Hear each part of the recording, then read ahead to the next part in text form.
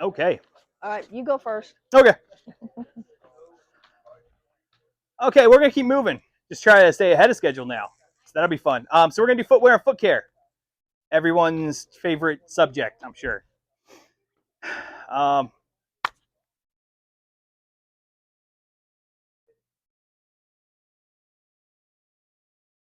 I'm just catching my mind. You guys are good. So yeah, footwear. So there's lots of different options. I'm bringing 3 of the most common ones, talking about pros and cons and things that you might want to consider. So you can see I'm wearing hiking shoes, hiking boots, whatever you want to call them. They're great. They're kind of an all-around thing. Um, but there's some pitfalls to them, along with all the other ones. So we'll talk about those. Um, when you are looking for a shoe, are you looking for an all-around thing, or is this going to be an it depends kind of situation? That's why I have a variety. As I mentioned before, I do a lot of through hiking, backpacking, a lot of camping. So speed is one of my things. I want to cover a lot of ground quickly. These are not going to be my choice for that. These are heavy in comparison, and these are actually waterproof, which I didn't really want. So that was a little fun little caveat, but we'll talk about that as well. Um, so anyway, when you're looking for a boot, it depends on your situation, or a shoe. Like I mentioned before, these are probably my new favorites. These are trail running shoes. They look like sneakers. So you can wear them out in the street, but they have crazy big lugs on them that I can grip the ground and do whatever in. They're also insanely light and well padded. A lot of padding. So when I'm on a trail and I walk over a route, I can't feel the route. It's actually what I want. And this is one of those it depends situations. Is this great if I am carrying a giant bug out bag? 50 pounder? No, this is going to shift way too much. But if I'm carrying my 30, 35 pound pack, not a problem. I can move really quick with these. And if y'all aren't weird, you can come and hold them, or I don't know, try them out if you want. I wouldn't smell them, but that's up to y'all. So yeah, these are trail runners. There's something to consider. The con on them is that they do not last as long as hiking boots or combat boots. You can get about probably 300, 400 miles out of these. It's pretty good for most intents and purposes, but when you compare them to other boots, not nearly as long. The insoles, you can get normal insoles for them as well, just because they're running shoes, in essence. So that's something to think about. The break-in period on them really fast because they're like tennis shoes. It's not like these where you have to go get 30, 40 miles in before they start feeling comfortable. So that's something to think about. Combat boots, the other side of the spectrum. These are my Donners. They're nice. They're super comfortable. They are crazy heavy, but they have a Vibram sole, and they will last forever, basically. But they're heavy. They also cover my ankles. So if you're clumsy, like me, that might be a good idea, because rolling ankles sucks, especially if you're having to bug out, evacuate, or just move. Rolling an ankle is just a bad day. Something to think about. And then I have the hiking boots. So these are kind of the in-between where I get a little bit of ankle support, but not a lot. They're a little lighter than this, but not as light. So these are kind of the compromise. For the gun guys, these are the 40 cals. Anybody? Ooh, tough crowd. We've got some people with 40 cals in here, don't we? Carl? Okay. So these would be like 9mm. These would be the 1911 guys. I don't know if that makes sense. So, some things to consider. Your feet will swell throughout the day. So if you get shoes in the morning that fit kind of tight, you're going to have a bad time by about 1 in the afternoon if you're moving. They will swell. Mine do about a half a size. So I always go a half a size up. Some people, I'm sure it could be a full size. That's really weird. You have clown feet. I feel sorry for you, but do what you got to do. I mentioned waterproof.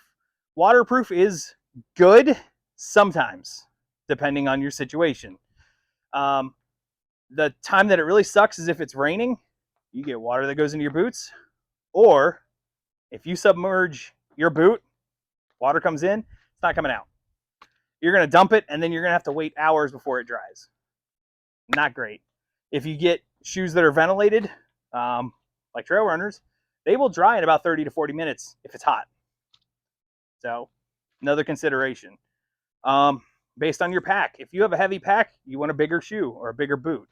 You want something with more stability, support, and padding because heavier weight. What else? Socks. The other part of the equation. Wool is amazing. Cotton is not great because when cotton gets wet, you get hot spots. Charlotte will talk about those, I have a feeling. Blisters. Yes. So this is by a company called Darn Tough. They're about $20 a pair. Basically any of the socks that I wear now are Darn Tough. And they make a variety. They make boot socks. They make like a crew. They make ones that you can wear with tennis shoes. But the merino wool, it pulls the moisture, it wicks, but it also, if they are wet, they keep you warm, which is not common with cotton. Cotton will not be fun. So Darn Tough socks. I know there's lifetime warranty. Yeah, lifetime warranty. And they last forever. I got issued some almost 15 years ago, and they are still my daily wear socks. There you go. I've beaten my poor socks down, and they don't care. So Darn Tough is the brand that I recommend, but merino wool, it's magical. That's footwear and socks. You guys have any questions? It's pretty straightforward. You what? Oh yeah. Well, you already have your boots off, so that's a really stinky subject. How about rocky terrain, especially your trail runners? So rocky terrain, yes. Yeah, so these are trail runners. These are not rocky terrain runners. So they're not the most stable things, but for a trail or for a road, you're usually fine. Once the terrain gets a little rougher, you're going to look at something with a little more ankle support. Good question. Absolutely. These are great for get-home bags because if you're walking in the street or you have to go through somebody's backyard, these are going to be plenty. And they're going to be light so you can move quick. And you're not drawing attention because they just kind of look like tennis shoes if you're not staring at them and go, hey, are those Ultra Olympus trail runners? Yeah. Cool. Boots. Yeah, so I mean, you can have boots like the Cowboys have. Those are wonderful because they have protection from snakes a little bit. Brush. What else? Basically anything.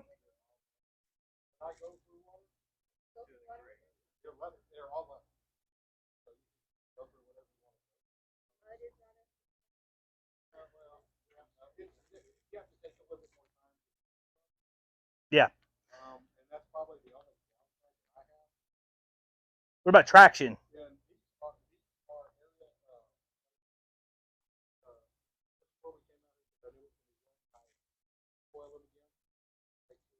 Mm-hmm. So yeah, you have to take care of the boots. The treads aren't going to be as advanced, but they're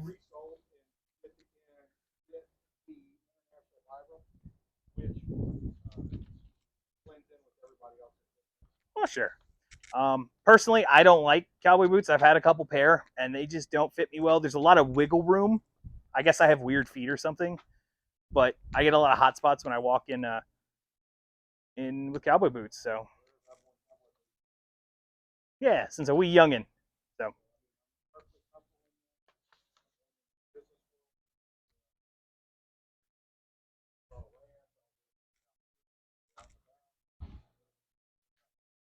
time for a foot race. Let's go. All right. Well, with that, I'm gonna leave it off to Charlotte. I'll wear the boots with ankle support. We'll be all right.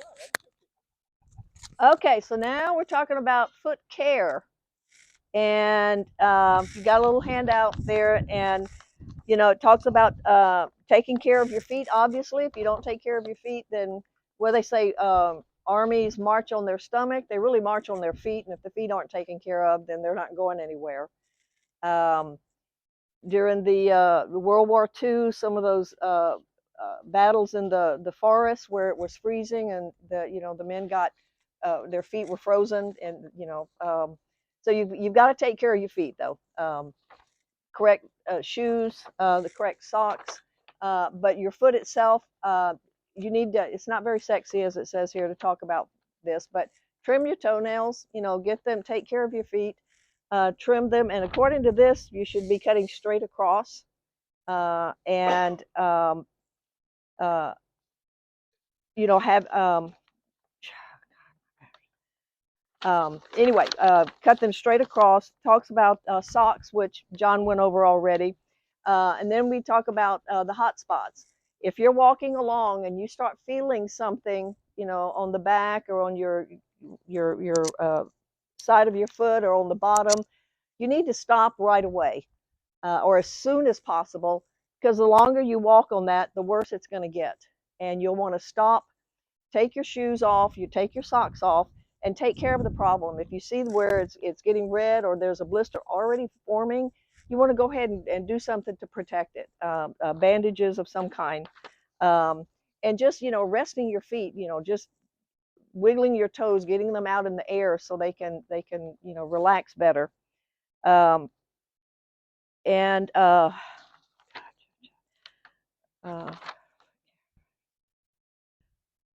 talks about using foot powder if that works for you. To put some of that in your shoes.